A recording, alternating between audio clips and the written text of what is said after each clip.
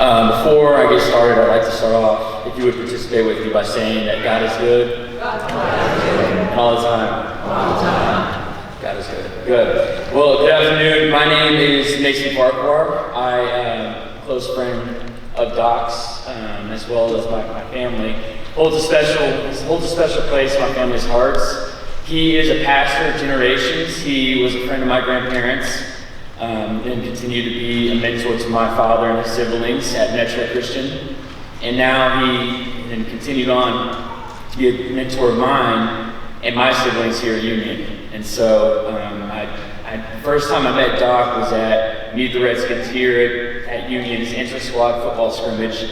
And I remember Doc coming over, and this is the first time I ever saw, but he had this walk that he was just on a mission all the time. So whenever he had something on his mind, had a mission, he had this laser focus that he was going to go get it. And being at a football scrimmage, that can be kind of dangerous, not knowing what's going on around you, but he didn't care. He didn't care about that. He had that laser focus and went after his mission. That's something I admired about him. But he came over, introduced himself, and talked with my family a little bit.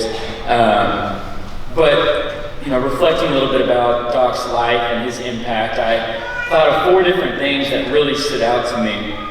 One being that Doc was a rock to many of us. He was a good foundation for us to fall on. He held you, he kept you humble when you were at the top, and he really helped you out whenever you're at the bottom. So he continued to do that.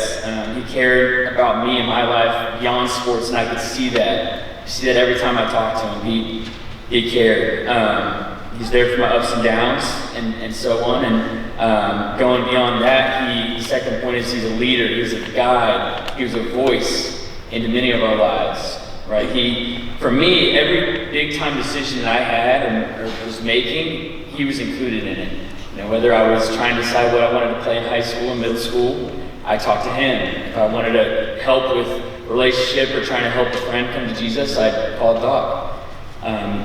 Beyond that, it was questions about college or where I would end up going. It was always calling Doc, and then into my ministry, bringing that over to coaching, he was the guy I'd go to. So he was a voice, a mentor.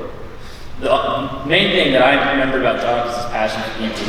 I see that as a main theme. A lot of us, a lot of these speeches and a lot of stories I heard from all of you, but his passion was more about people than the sport. As I reflected this week, I thought about what he'd be doing up in heaven if he'd join a team, he'd be playing some baseball or something. I don't know, but I thought about that, and thinking about it, his passion was more for people, and you could tell. You could tell by how he talked to you. You could tell by how he treated you. Beyond that, his passion for people, is beyond sports. I remember, we did many FCA events together, and a lot of the FCA events would go into the hallways of schools. He'd invite the people that didn't play sports, the castaways, the people that didn't fit in. He was always there for them. He always invited them. He stuck with them. It wasn't just a one-time invite. It was Doc followed up and saw that person in the same spot and continued that relationship until he bugged you enough to come to FCA and so on. But his passion for people is what drove him. He genuinely cared about the people around him, whether it be radio, politics, sports, whatever it might have been at church. He genuinely cared, and he cared about the people. For me, he cared, and I can see that by the people. He cared about the people in my life as well. So he'd always ask about. He met one of my best friends one time, and even this year, he was asking about my best friend. And I think he met him one time. So you can tell when someone cares about you when they're asking about the people that care about you in your life.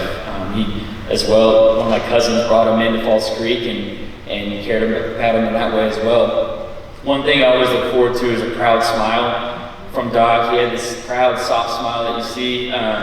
It just made you feel good. No matter what your performance was on the field, if you were speaking, whatever it was, you could walk off and see that smile and feel like, okay, I'm good. I did well. Doc's proud of me.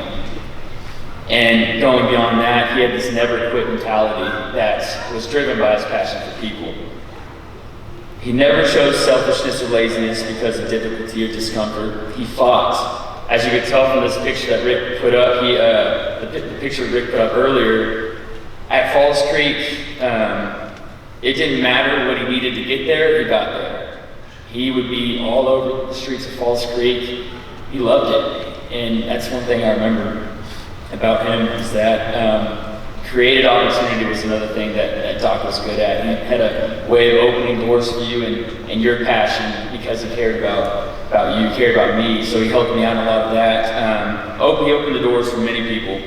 Created opportunities. Doc gave students at FCA and sports, many greasy lunches, as we've talked about already. But as I'm going through those 4 things, Doc being a rock, a leader, having a passion for people and creating opportunities, I really see how Doc lived like Jesus.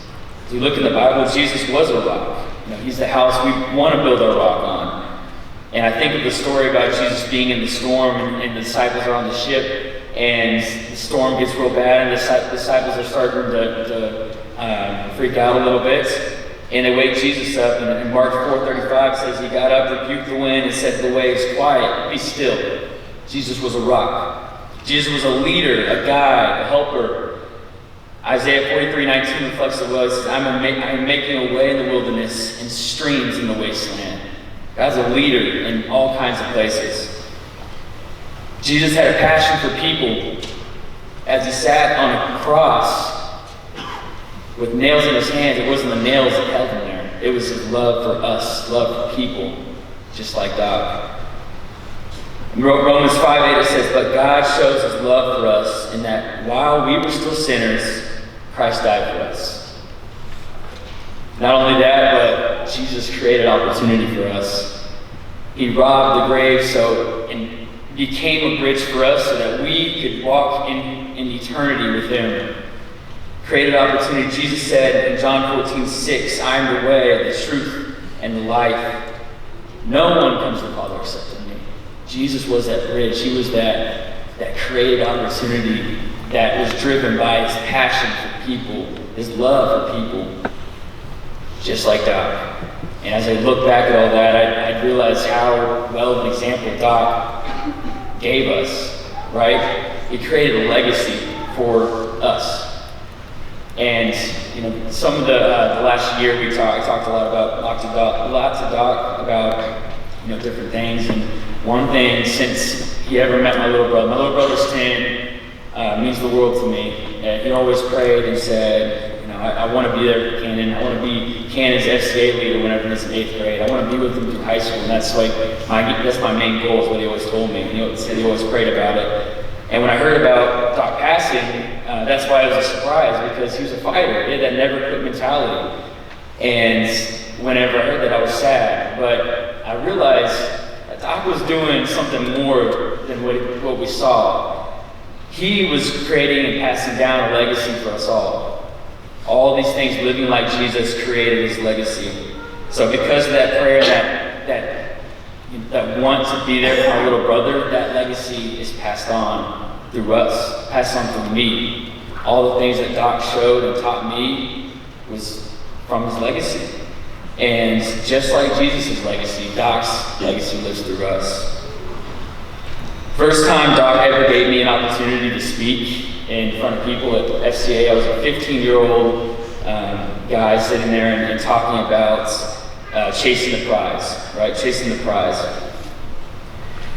And as I talked about living a life that was a mission for Jesus, living with purpose, I think about that. I watched that again recently, just kind of reflecting on Doc, and I realized that tomorrow the Super Bowl happens. Tomorrow we'll see a winning team lift up the Lombardi Trophy and talk about how they did it. People will ask them how they did it.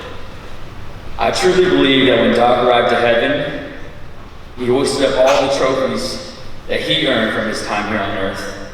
And all the angels of heaven were interviewing him for a change. They were interviewing him, and they were asking him, Doc, how'd you do it? How'd you create a legacy and love people and change a community and bring so many lives to Jesus? And I truly believe that's the legacy that Doc gave us. Thank you.